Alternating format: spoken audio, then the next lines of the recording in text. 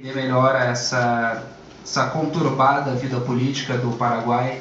Eu acho que a apresentação do Eduardo Solari, a primeira canção que fala sobre a guerra do Paraguai, é fundamental para entender o país. Acho que ali se tem um marco, uma devastação étnica, uma devastação de trajetória econômica, e que com certeza dá para, a partir dali, se começar a compreender o Paraguai.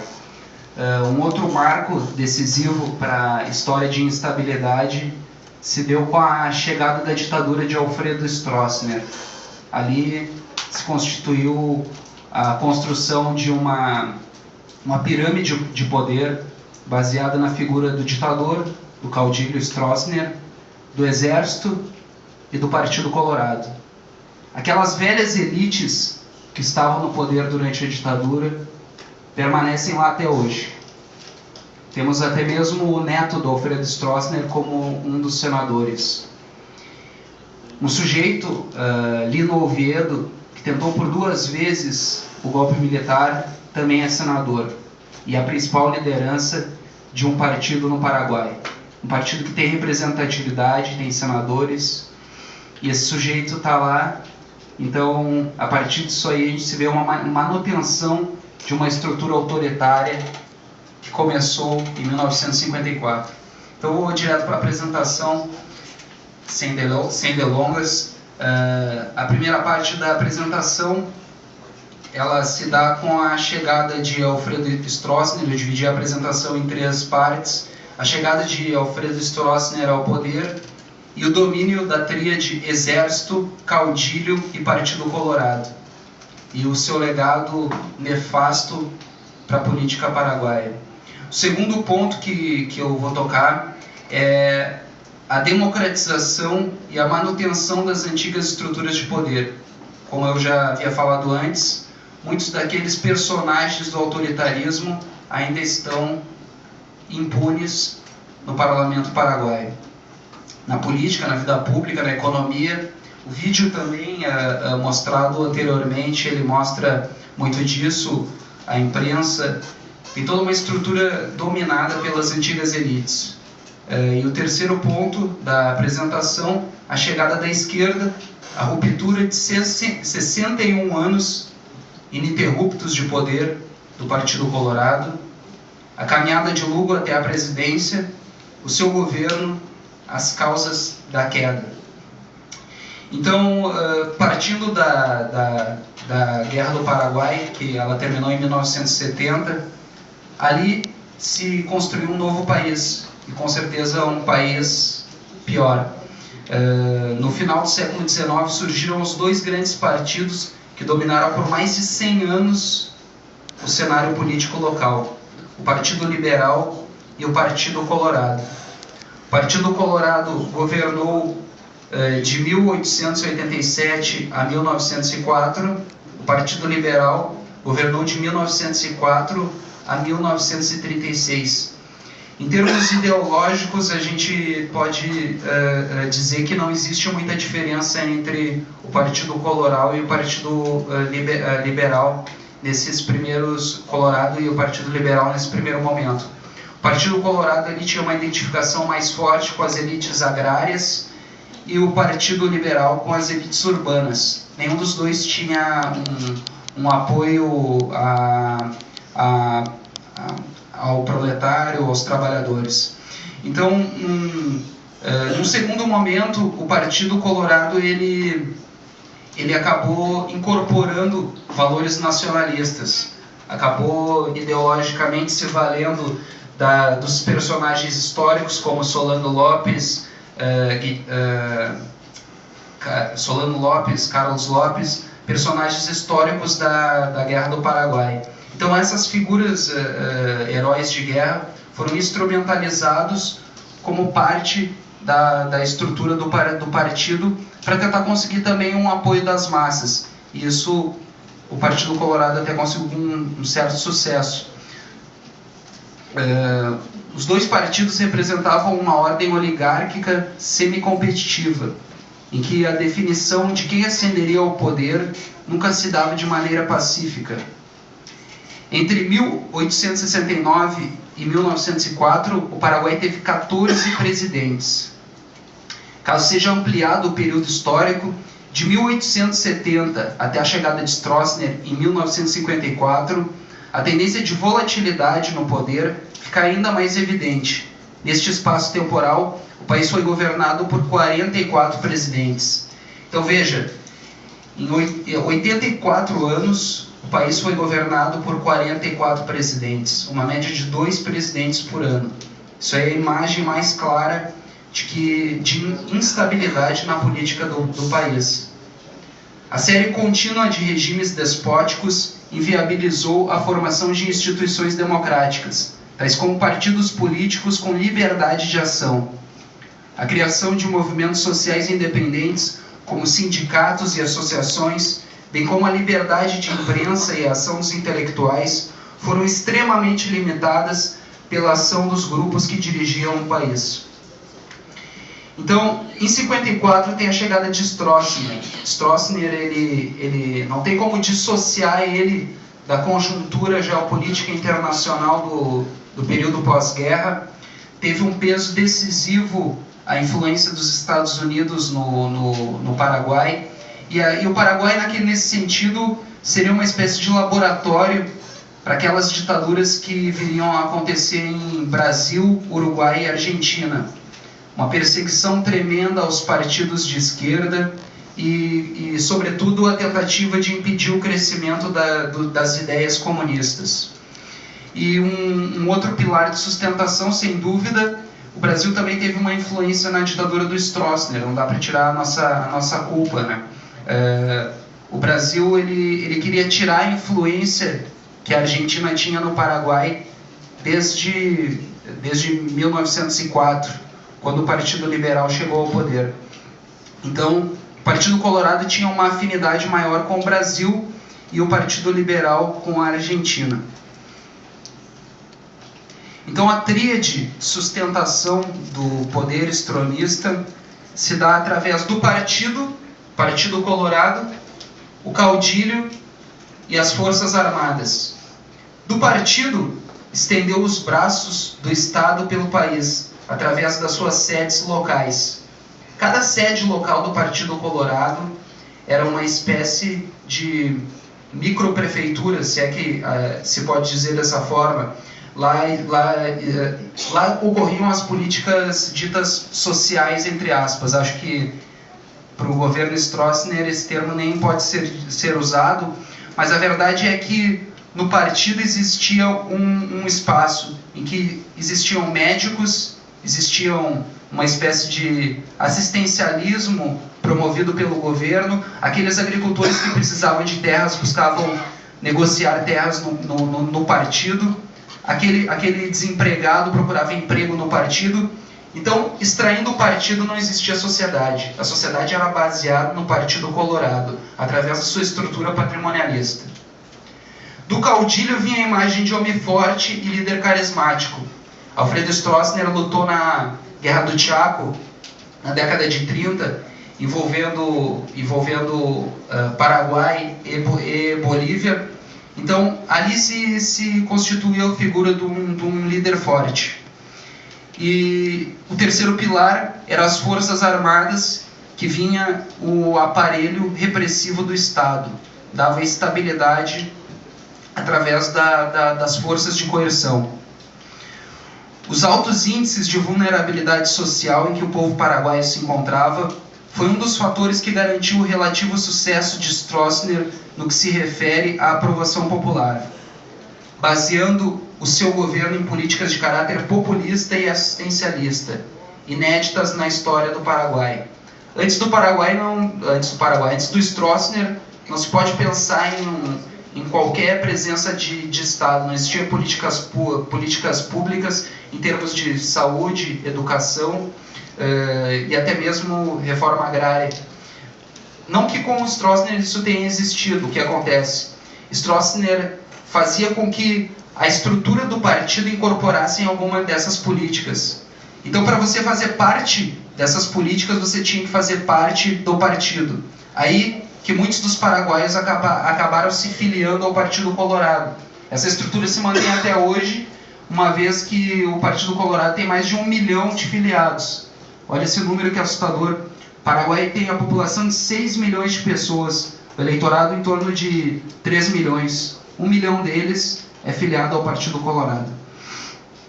Um fator importante é que o Paraguai, mesmo antes de Stroessner, já convivia com uma herança política autoritária. A Constituição de 1940 continha normas que permitiam ao presidente governar sem obstáculos, dando carta branca para o executivo ditar decretos com força de lei. Eliminava a interpelação a ministérios e ainda facultava ao presidente dissolver o parlamento, além de poder decretar estado de sítio, bastando informar o Congresso. Então aí se vê todo um aparato institucional autoritário que precedia a Stroessner. Stroessner já herdou esse aparato institucional autoritário. A diferença é que Stroessner conseguiu, através daquela tríade Estado, partido e exército, ele conseguiu manter-se no poder por um período longevo. A chegada dos brasiguaios, aí vem um capítulo à parte. Stroessner tinha um plano de desenvolvimento, ele queria povoar a região leste do país, e com isso ele permitiu a entrada dos brasileiros na década de 60. Em 63, ele suspendeu a lei que impedia a compra de terras na área de fronteira.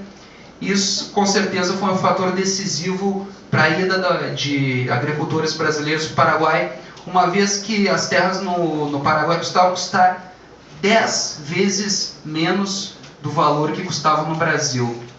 Nesse período, da década de 60, começou-se a discutir os acordos referente ao Tratado de Itaipu.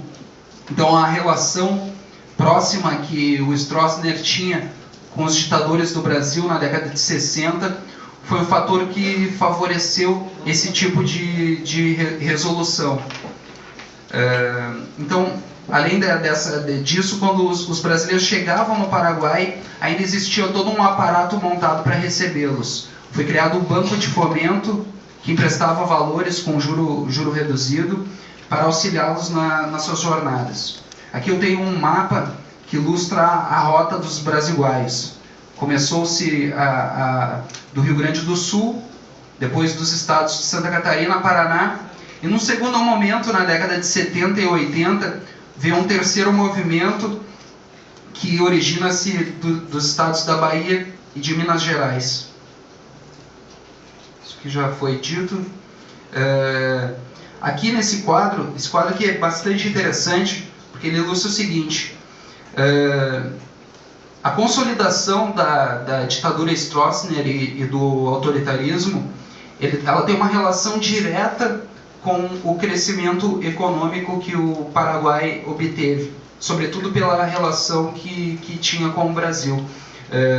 A construção de Itaipu impactou decisivamente no crescimento do Paraguai nesse período, na década de 70, no início da década de 70, e depois, quando aqueles agricultores brasileiros se estabilizaram e começaram a plantar e dar algum resultado, também teve um impacto. Isso se vê na década de 70, 74 a 81, quando o Paraguai teve um crescimento de 9%. Então, com a crise econômica, com a queda da economia e com também um fator decisivo, o fim da Guerra Fria, um período bastante profícuo para o restabelecimento da democracia, surgimento de movimentos sociais, começou a se pensar na transição. A transição política no Paraguai, ela ocorreu através da antiga estrutura de poder, através das próprias contradições que ocorreram dentro dela. Aquela estrutura que eu já havia falado, formada pelo Exército, Caudilho e Partido Colorado. Então, em 1989, Stroessner deixou o poder ao final de 35 anos à frente do Paraguai. 3 meses após sua queda, anunciou-se a liberalização política e a convocação para eleições gerais. No novo cenário... No novo cenário, os partidos e movimentos sociais, até então proibidos, foram regularizados, bem como a imprensa e outros setores da sociedade foram beneficiados com a transição. Contudo, esse movimento foi encabeçado pelas velhas elites autoritárias. Então aqui cortou-se a cabeça e manteve-se o corpo.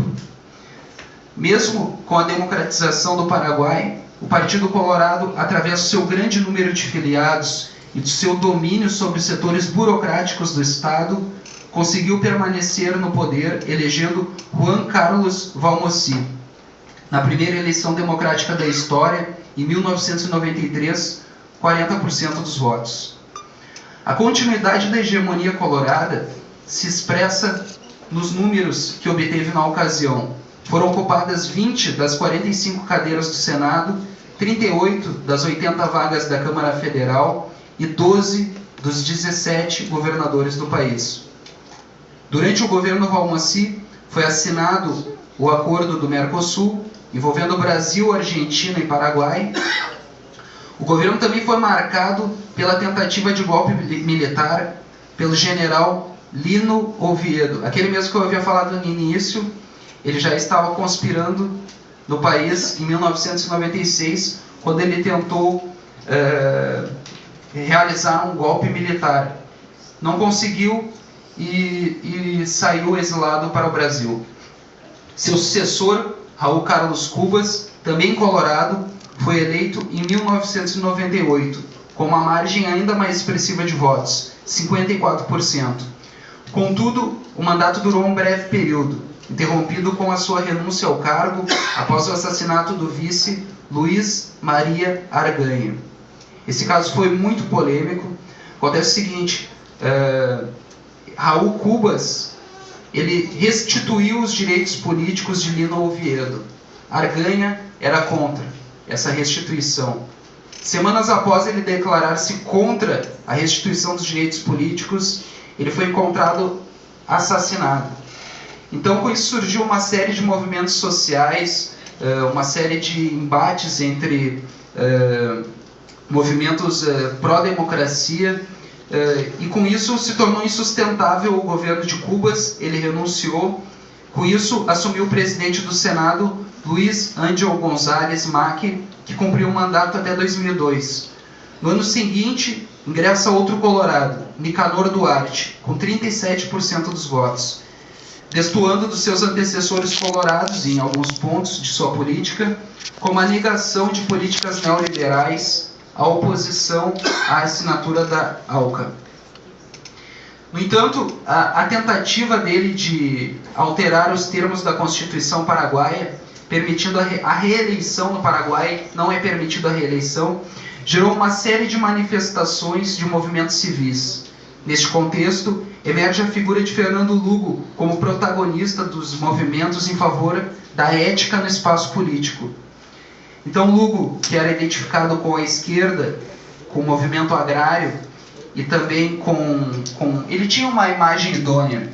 Isso favoreceu fortemente para que ele encabeçasse o processo de transição política, o verdadeiro processo de alternância política. A quebra do paradigma colorado veio com a eleição do ex-bispo da Igreja Católica, em 2008, através da Aliança Patriótica para o Câmbio, uma coalizão formada por 9 partidos e 20 movimentos sociais. Era uma aliança, era uma coalizão heterogênea, tinha diversos partidos da esquerda, do centro, e o Partido Liberal, que era o partido tradicional e que compunha também a aliança. Ele foi eleito com mais de 40% do eleitorado, com a promessa de rediscutir o Acordo de Itaipu, aumentar as taxas de impostos visando políticas redistributivas e realizar a reforma agrária, além de combater a corrupção e o clientelismo. A agenda externa do presidente do pequeno Partido Popular, Teco Joja, implicava negociações com o Brasil visando, por exemplo, redefinir os termos de Itaipu.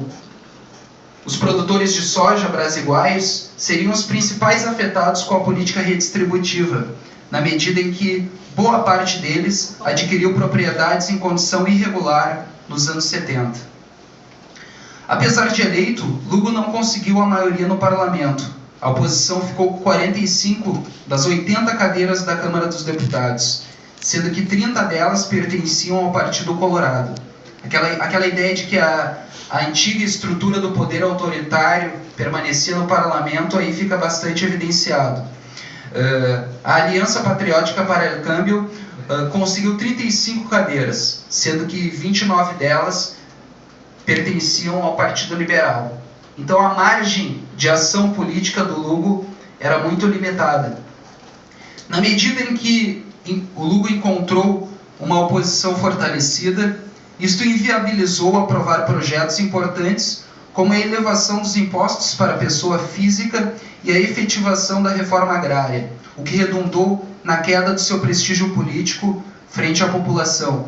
Aqui eu tenho uma série histórica da aprovação presidencial no Paraguai, fornecida pelo Latino Barômetro.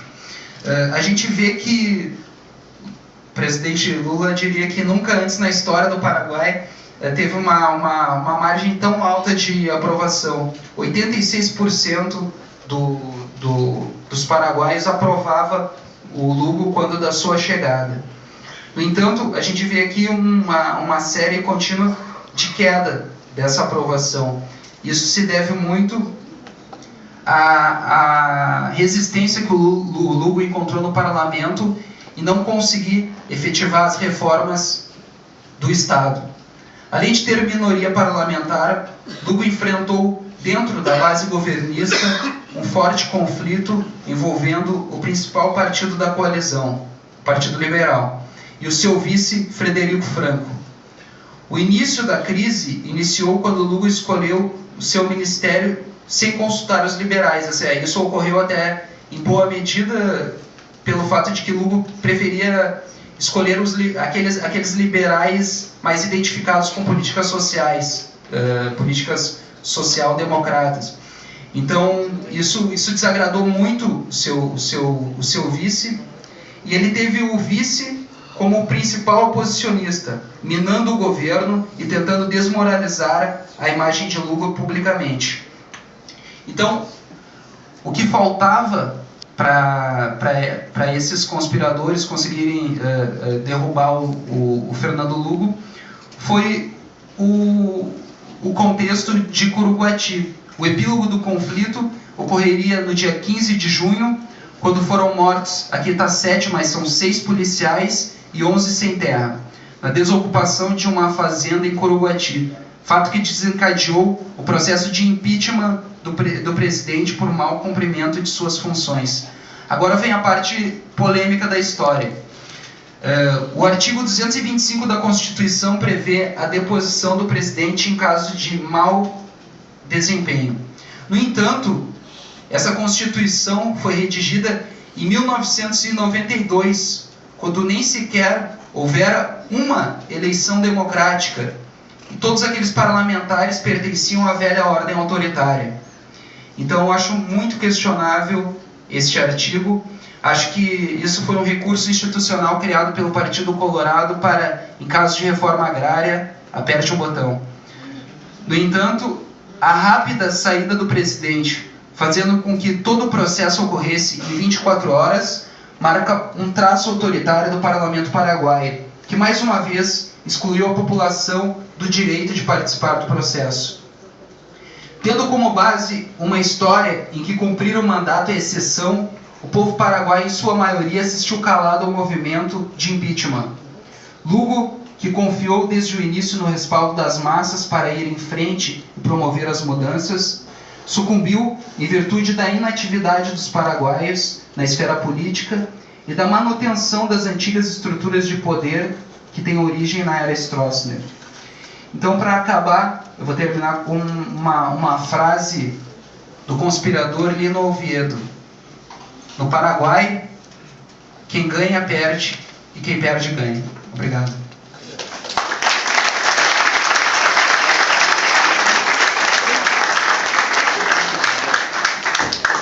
Obrigado, professor Rômulo, pela grande explanação, situando sobre o assunto. Eu, antes de passar a palavra para o professor Diego, eu gostaria de ler rapidamente o manifesto que está circulando, até porque nós pretendemos escolher um máximo de assinaturas para demonstrar que Porto Alegre, Rio Grande do Sul, não está calado diante do que aconteceu e do que está acontecendo, né, no Paraguai. No dia 15, repetindo, e aqui todos e todas estão convidados para estarem lá no Consulado do Paraguai, né, às 14 horas, para entregar esse manifesto. O que diz o manifesto? Basta de golpes em defesa da democracia e da autodeterminação do povo paraguaio. No último dia 22 de junho, o Parlamento Paraguai, dominado pela direita conservadora, violou a própria Constituição e decidiu, da noite para o dia, aprovar o impeachment do presidente Fernando Lugo, eleito democraticamente pela maioria do povo, após 60 anos de permanência do direitista Partido Colorado no poder. Houve um golpe travestido de impeachment contra Lugo e sabemos que não ocorreu pela alegada incompetência do presidente, entre aspas, a morte de policiais e camponeses em um conflito agrário ou ainda por equívoco do legislativo paraguaio.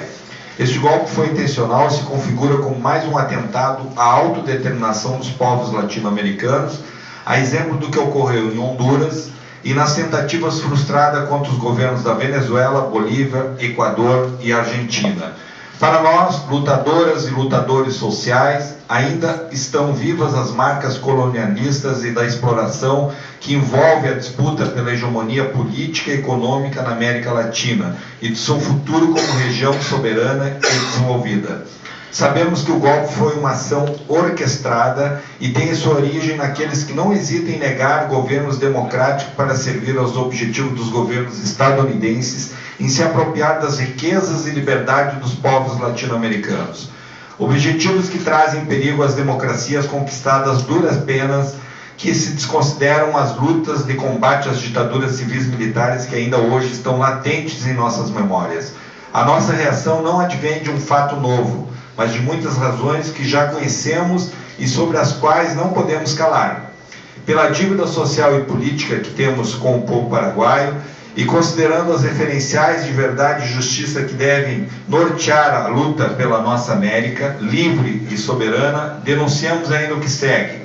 As forças que apoiaram o golpe e levaram ao poder Frederico Franco são lideradas pelos partidos Colorado e Liberal, e o não menos perigoso Partido Pátria Querida, o PQP, são consideradas as mais reacionárias do país. O narcotráfico, os proprietários das terras expropriadas dos camponeses, as elites empresariais, as transnacionais Cargill, Monsanto e Rio Tinto Alcan, além dos grandes produtores de soja como Tranquilo Faveiro, amigo do ditador Stroessner e apologista da violência contra mulheres e camponeses.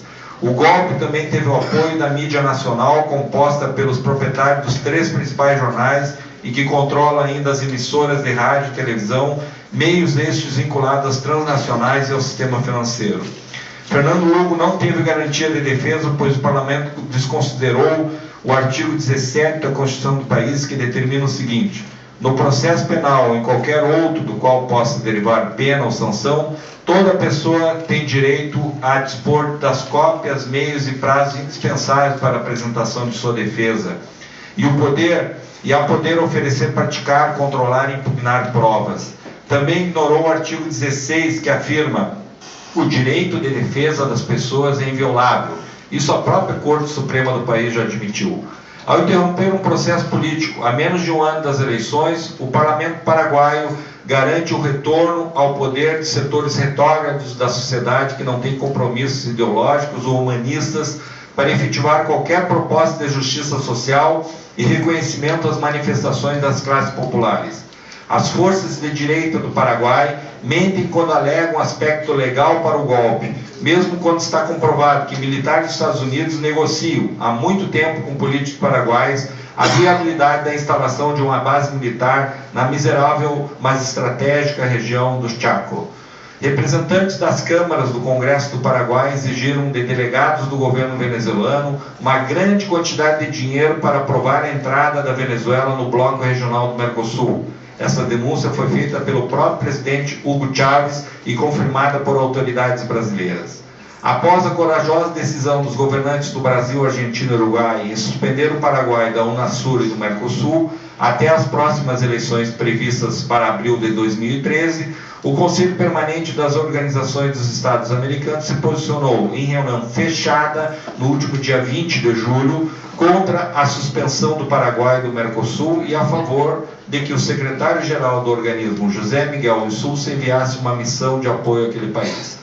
Há pouco mais de um mês do golpe, Frederico Franco já adotou medidas que confirmam a ingerência na soberania paraguaia, autorizando o uso do algodão transgênico da Monsanto, contrariando decisão do governo anterior em recuperar as sementes nativas. Franco também já acelerou a abertura das negociações com a empresa multinacional Rio Tinto Alcan, interessada na instalação de uma planta siderúrgica no país, em obter um subsídio de mais de 14 bilhões de dólares em 20 anos, o que corresponde a 7 vezes a dívida externa do Paraguai. O presidente golpista decidiu não cobrar imposto para a exportação da soja e anunciou o pagamento de uma dívida com bancos suíços de um empréstimo cujos recursos nunca teriam chegado ao país. Por fim, enquanto beneficia multinacionais, latifundiários, empresários e cede à militarização do Paraguai, o novo regime se volta contra a cidadania ao determinar demissões, perseguições políticas, censura ideológica e repressão, tudo com a cumplicidade da mídia golpista nacional e internacional, que se nega a retratar a realidade de um povo que permanece protestando e resistindo em defesa da democracia. Porto Alegre, 8 de agosto de 2012. Fórum em defesa da soberania na América Latina. Pela soberania da América Latina, pela justiça e contra a hipocrisia. É esse o manifesto.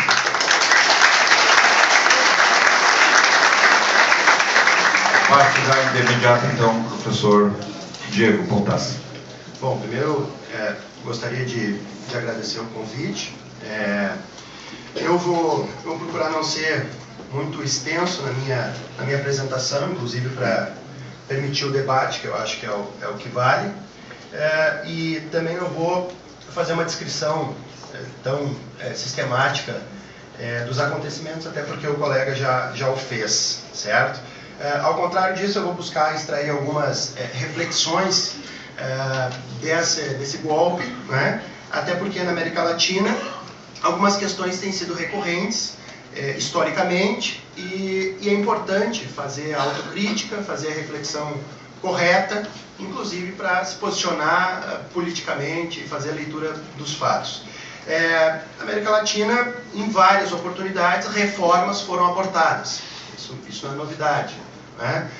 Em vários momentos, se buscou dar uma carapaça institucional a golpes objetivos e insofismáveis, né? Mesmo no Brasil, a partir do golpe de 64, foi considerada a vacância do cargo do João Goulart e depois o parlamento começou a operar, né? Então não é a primeira vez que se tenta dar uma carapaça institucional a um golpe evidente. Em Honduras teve formato similar em alguns dos seus traços e assim por diante. É preciso compreender também não só as forças opostas a essas reformas, mas aí eu acho que é decisivo a própria esquerda fazer a autocrítica. Onde a gente errou? Por que a gente caiu aqui? Por que a gente adentrou nessa cilada? Eu acho que isso é decisivo, certo? Além de identificar as forças contrárias ao processo de mudança e de reforma. E para fazer essa reflexão, eu vou começar lembrando algumas coisas aqui do Brasil, que eu acho que é elucidativo. Parte importante dos setores de esquerda torceu o nariz, abandonou o governo Lula em 2003 em função da composição de alianças que ele havia feito. Até hoje muitos não entendem as alianças, os apertos de mãos, abraços e outros tipos de concessões.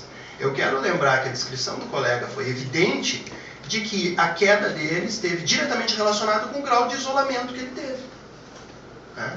Então, nenhuma força política se elege sem um custo, sem ter que construir, transacionar politicamente e e construir um governo. Até porque, como ele bem lembrou, a partir do momento que o Lugo se torna presidente, ele assume o governo. Ele não passa a controlar as estruturas de poder do Estado. E se ele não controla as estruturas de poder do Estado, ele tem que criar mecanismos para equilibrar, para alterar a correlação de forças, sob pena de acontecer de forma muito fácil o que aconteceu. Foi um golpe fácil. Certo? Então, o Lula, aliás, diga-se de passagem, esteve à beira do golpe durante a crise do mensalão, né? E não caiu por conta, de novo, desculpa, das coalizões, das concessões feitas, certo?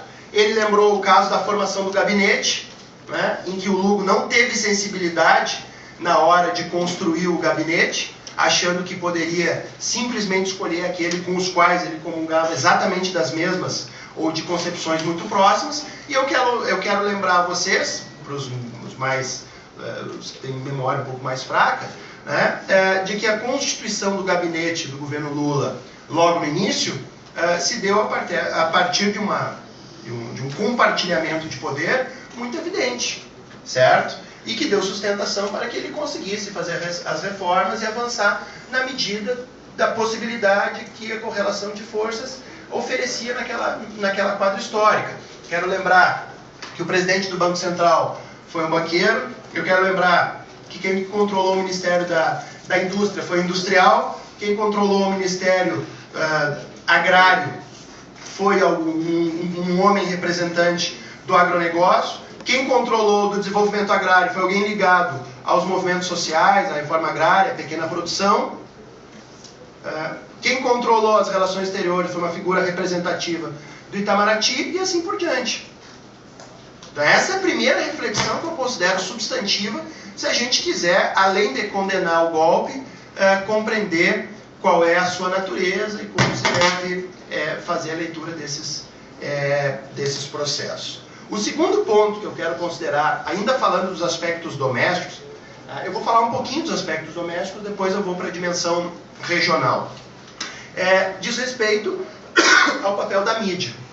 A mídia na América Latina tem jogado, historicamente, um papel decisivo em todos esses golpes. Portanto, alterar as estruturas de poder nesses países, fazer as reformas, passa por reformar as próprias estruturas de comunicação presentes nesses países. Isso é evidente. E aí, claro, muitas vezes falta coragem, outras vezes falta clareza política, né? E todas as vezes que isso é objeto de pauta política nesses países, os governos sofrem uma oposição, um ataque ferrenho. A última tentativa, e com êxito nessa direção, foi a criação de um marco regulatório dos meios de comunicação na Argentina, e isso explica em grande parte a grande quantidade de porrada que a presidente Cristina Kirchner vem tomando ao longo dos últimos anos, e que também, muitas vezes, esse fato não é bem compreendido. Romper o monopólio daquela proporção que existe na Argentina, que existe no Brasil, que existe no Paraguai, que existe na Venezuela. Bom lembrar que na Venezuela a mídia esteve no seio também do processo de golpe. Tá? Então, essas são algumas considerações mais gerais sobre a dimensão doméstica e algumas lições que a gente pode extrair. Sobre a dimensão regional, eu quero chamar a atenção de algumas questões. Existem dois grandes caminhos para a América do Sul. A primeira é uma integração regional, sul-americana, centrada no Cone Sul, e uma outra possibilidade, que é a vinculação desses países aos Estados Unidos. Não há uma terceira opção. A ideia de um desenvolvimento autônomo, no sentido de autocentrado, de países pequenos, carente de parque produtivo diversificado, de capacidade de financiamento, é uma abstração histórica. Tá? Ela não dimensiona o elemento de poder e de recursos materiais disponíveis. Né? Nessa direção, O principal país que pode, que deve conduzir a integração sul-americana só tem um. Pelas suas dimensões, pelo seu PIB, é o Brasil. Portanto, levar adiante a integração sul-americana, o Mercosul e a Unasul, é uma tarefa que diz respeito à independência dos países sul-americanos e ao seu desenvolvimento. Não há a menor dúvida disso. E os Estados Unidos têm clareza disso, embora determinados setores da esquerda não tenham clareza disso, porque entendem que toda a ação do Brasil nessa direção não é outra coisa que senão atos subimperialistas. Então tá. Então, enquanto o Brasil pratica o subimperialismo, sobra a essas pequenas nações pobres, como o Paraguai e a Bolívia, ou o colo fraterno dos Estados Unidos, ou um projeto de desenvolvimento autocentrado, cujo fôlego é muito pequeno. Tá? E eu quero destacar algumas iniciativas muito importantes que o Brasil vem construindo, né, nos últimos anos, no sentido de aprofundar a integração sul-americana. A primeira delas é uma coisa chamada FOSEM, que é o Fundo de Convergência Estrutural do Mercosul, que são recursos a fundo perdido, doado na proporção inversa. O país que doa em maior proporção, são os países de maior PIB, Brasil primeiro, depois a Argentina, saca numa proporção menor. O Brasil saca menos, depois a Argentina, e depois Paraguai e Uruguai. Então, na verdade, trata-se de doar recursos do Brasil e da Argentina, principalmente para Paraguai e Uruguai, no sentido de desenvolver esses países, resolver problemas infraestruturais, reduzir as assimetrias econômicas e sociais, inclusive a construção da linha de transmissão hidrelétrica, o paradoxo dos paradoxos. O Paraguai tem a maior hidrelétrica do mundo, né? E não tem energia em Assunção na maior parte do país. Por incapacidade, por corrupção, por uma série de coisas, mas também incapacidade de financiamento, né? De eletrificar o país, certo? De fazer linhas de transmissão até Assunção, e quem está financiando isso nesse momento é exatamente o FOSEM, portanto o Brasil. E, portanto, um mecanismo de desenvolvimento regional do Mercosul. Tá? O FOSEM tem uma série de outras obras na região. Eu quero destacar, no sentido do aprofundamento da integração sul-americana, a constituição de um parlamento do Mercosul em Montevideo. Por aí passa a construção de iniciativas políticas e legislativas para criar novos mecanismos institucionais de integração. Né? Além do conhecimento da realidade, enfim, a criação de grupos de trabalho e assim por diante. O terceiro aspecto muito importante é a IRSA, Iniciativa de Integração Regional Sul-Americana. Né? Por mais que a gente tenha aí um desejo de integração sul-americana desde lá do Bolívar, etc., não existe integração sul-americana sem uma integração física e objetiva que crie as condições materiais. Um grupo de teatro, ou qualquer coisa cultural, etc., um movimento social não se movimenta se não tiver uma estrada, se não tiver um aeroporto, se não tiver um trem, se não tiver linhas de transmissão de energia elétrica. Não existe integração, não existe mercadorias, não existe fluxo de pessoas, não existe fluxo de ideias, se não houver as condições materiais para que esses fluxos se viabilizem. E isso passa pela integração física. Portanto, certa vez eu participei de uma palestra cujo objetivo era discutir o IRSA, né, e setores aparentemente vestiam, digamos assim, colocavam um chapéu progressista, diziam que a IRSA nada mais era do que criar uma infraestrutura para escoar a produção das multinacionais. A IRSA é o principal mecanismo de integração dos países da região. Certo? Sem eles não há proximidade entre Brasil e Paraguai, Paraguai e Bolívia, Bolívia e Peru e assim por diante. Não há como compartilhar, criar a complementaridade entre as riquezas. Países que são ricos em energia, que nem a Venezuela, países que são pobres em energia, que nem o Uruguai, né, que nem, pelo menos fósseis, né, que nem o Paraguai, que nem a Argentina. Então não há condições sem infraestrutura. Certo? E o último ponto muito importante, e também desconhecido, se chama PSCI, que é Programa de Substituição Competitiva de Importações.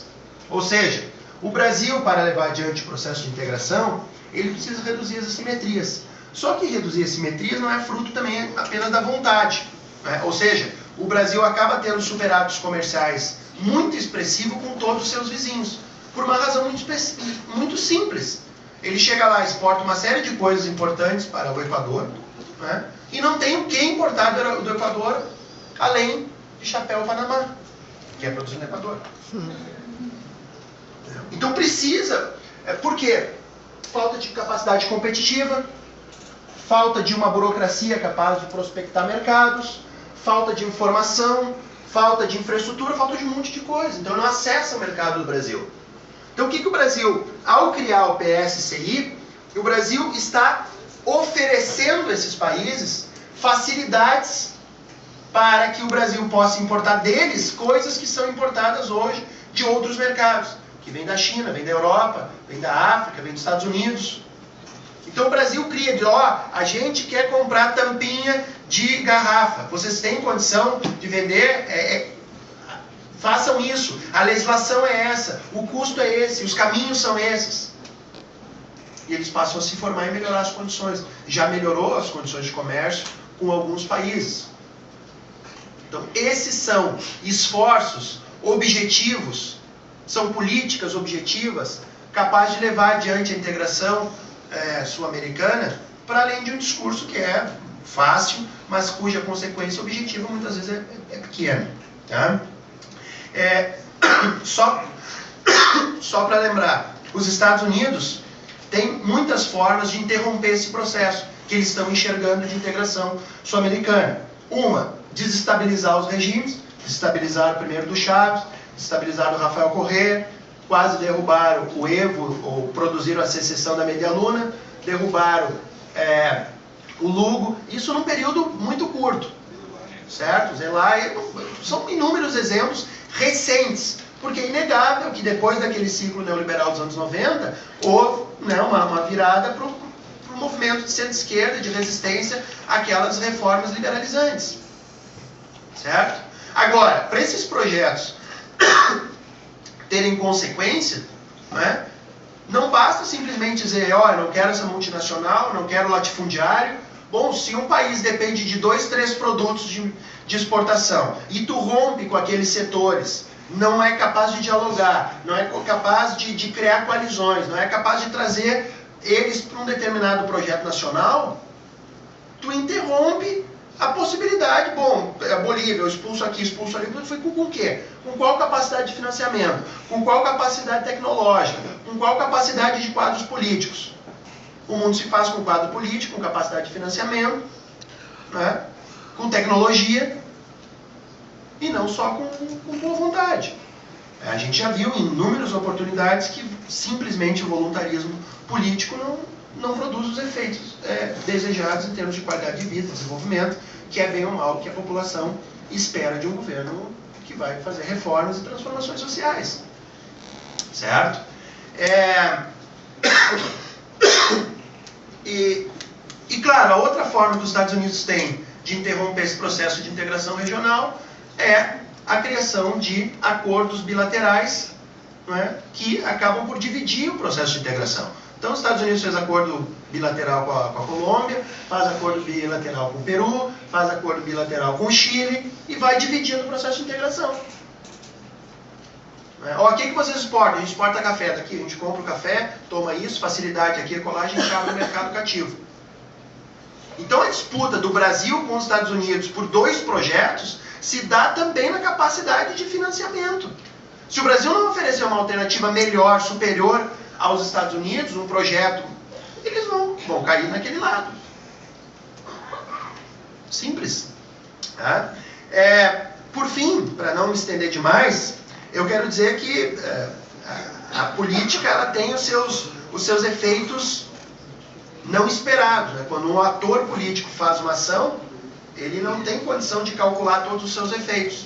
E o governo novo do Paraguai, né, fez uma ação, destituiu o governo Lugo, e um dos efeitos que ele não esperava foi a entrada da Venezuela no Mercosul. Né? Isso foi o drible da vaca, foi um negócio fantástico. Né? Eles ficaram segurando isso durante a maior parte do tempo, né, os setores conservadores no Paraguai, nós não vamos aprovar no parlamento, segura. Um dos principais pontos de desgaste, inclusive, do governo Lugo, e você não vai votar, e aí, nem que a gente tem que tirar o presidente. Tiraram o presidente e tomaram o drible da vaca e entrou a Venezuela. E isso é um fato importantíssimo para a integração regional. Tá? Não só porque as importações da Venezuela do Mercosul passaram de 900 milhões em 2003 para mais de 6 bilhões em 2010. Não só porque a Venezuela tem 290 bilhões de barris no seu subsolo. Para quem não tem muita noção de quantidade de barris, o Brasil antes do pré-sal tinha 12 bilhões. Tá? Para quem não tem muita noção de quantidade, a maior reserva do mundo de todos os tempos, que era a Arábia Saudita, tinha 250. O segundo tinha 100, aí já baixava para 80, 60 e assim por diante. Eles têm 270, 280 bilhões de barris no subsolo, segundo as novas prospecções na bacia do Orinoco. A Venezuela tem uma capacidade financeira gigantesca, petrodólares, que pode impulsionar justamente essa integração física. A Venezuela tem interesse em romper esse ciclo vicioso de só exportar petróleo e ter de importar tudo, que é a doença holandesa, a maldição dos recursos naturais. Qual país pode desenvolver a agricultura tropical venezuelana? O Brasil é a Embrapa. Qual país pode integrar cadeias produtivas, industrialmente falando? O Brasil. Então, quer dizer, é disso que se trata. O Paraguai é um país-chave, tá, no processo de integração. Porque não só por Itaipu, não só pelas hidrovias, a hidrovia do Mercosul passa pelo Paraguai, não só pela presença, pelo potencial agrícola. O Paraguai é um grande exportador de carne e de soja, né? Isso é importante para os mercados regionais. Tá? Então, o Brasil, que como um dos atores chaves do processo de integração, ele precisa dar uma solução para isso aí, e uma solução que seja diferente da simples hostilização também. Porque o Brasil não pode se comportar simplesmente como os Estados Unidos. Tem que ser duro nessa mudança institucional, mas não pode ser simplesmente hostil e coercitivo, sob pena de ter uma postura similar dos Estados Unidos e empurrar o Paraguai mais ainda para o colo americano.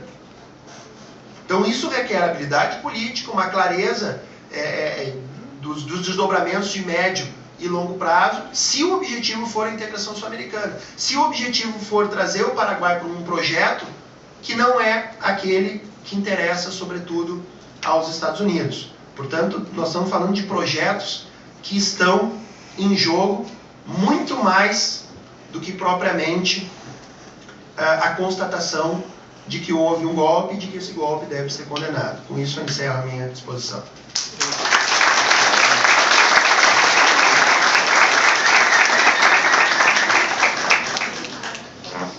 Obrigado, professor Diego, pela brilhante exposição. E antes de eu passar para as inscrições do debate propriamente dito, eu queria reforçar a necessidade das pessoas assinarem a lista. Não sei se todos assinaram, para que a gente possa ficar com os contatos de vocês.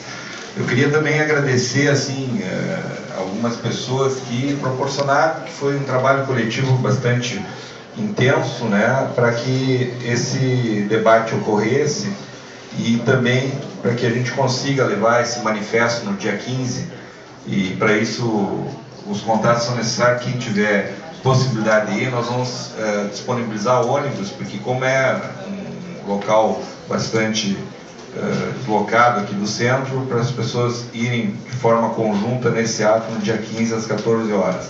Então, queria agradecer o Hans Baumann, que é o nosso vice-presidente da Associação Cultural Samati e presidente do Clube de Cultura, que foi o que realizou, né, o debate, convidou os professores. Queria agradecer muito, né, o aceite do convite dos professores Diego e do professor Romulo, convidou o Eduardo Solari para estar aqui conosco também, brilhantando esse processo, agradecer o Eduardo, os professores de cursinhos e escolas que liberaram também, que tornaram isso aqui como uma pauta, né, uma aula, né, o professor Miguel Zonazzi, em especial, o professor do cursinho, que é nosso amigo e também da Associação Cultural São Marti, a Nara Soter, que é a jornalista do Sindipolo, o Sindipolo cedeu ela generosamente para fazer o panfleto, a Vânia, que é a nossa presidente do Conselho Deliberativo, jornalista, que formatou esse manifesto que a gente deu, o pessoal da Juventude do PT, na figura do Roberto Fleck, a Natasha, da Juventude Socialista do PDT, o Quiops, da União da Juventude e Rebelião do PCR, os bancários, pode mais, através do Chico e da Dayana, a Vera Comim, a Rejane, que está aqui filmando o nosso evento, a Helena, que ajudou a passar os slides, enfim, todo mundo que ajudou de forma coletiva, e a todos que estão aqui até de forma não muito confortável, alguns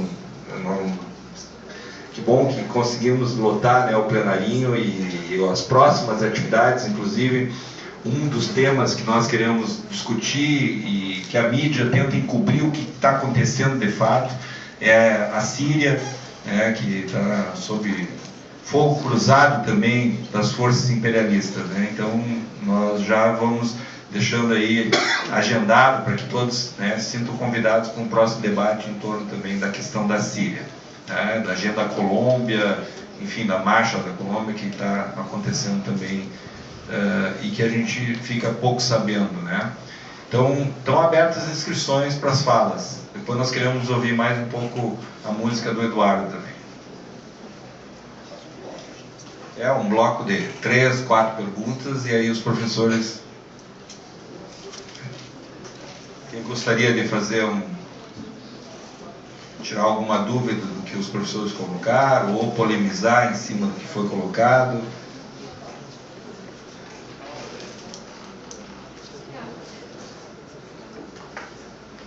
Tem um microfone aqui, eu pediria para alguém levar o microfone para quem estiver mais distante aqui da mesa, até para a gente não perder. Uma mão vai nos ajudar aqui. Deixa eu ver se...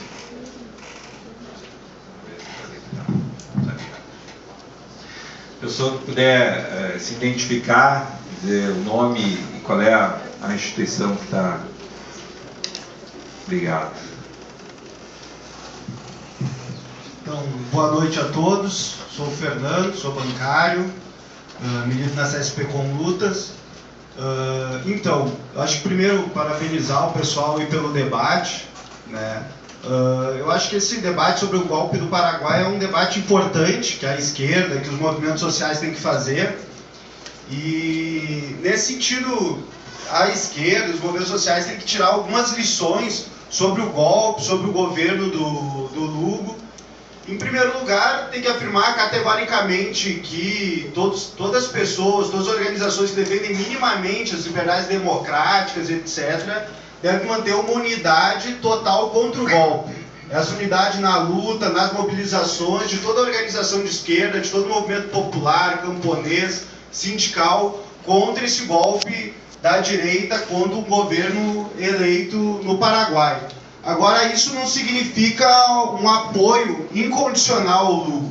E, na verdade, o golpe no Paraguai acontece, na minha opinião, por muita responsabilidade do próprio Lugo. Na verdade, o isolamento que o Lugo teve não foi da burguesia e do seu aliado do Partido Liberal e demais aliados burgueses do Lugo e capitalistas, dos latifundiários do Paraguai. O principal isolamento do Lugo, que levou ele à derrota e à queda, foi o isolamento ao movimento de massas, ao isolamento das pessoas, dos movimentos sociais. Por isso que a popularidade do Lugo caiu, porque a reforma agrária não saía do papel, o acordo de Itaipu, que fez de novo com o Brasil, que prorrogou o acordo até 2023, foi uma vergonha, porque como é que funciona o acordo de Itaipu? Como apenas o Brasil e o Paraguai têm que usar energia, o Paraguai só consegue usar 5% daquilo que poderia usar, por causa dos problemas de infraestrutura e tal. e vendem para o Brasil, vendiam a preço de custo para o Brasil. E agora o novo acordo aumentou 240 milhões. Só que 240 milhões é muito pouco. Se ele vendesse por preço de mercado, ele ganharia 3,9 bilhões de reais com a energia que é produzida. Ou seja, continuou sendo um governo entreguista aos governos que tinham uma relação subimperialista como o Brasil aqui com ele, né? A reforma agrária não saiu do papel. Então acho que, na verdade, o que aconteceu com o Lugo foi que, como outros governos que na América Latina surgiram, acabam sendo de forma distorcida. Para terminar, é uma vitória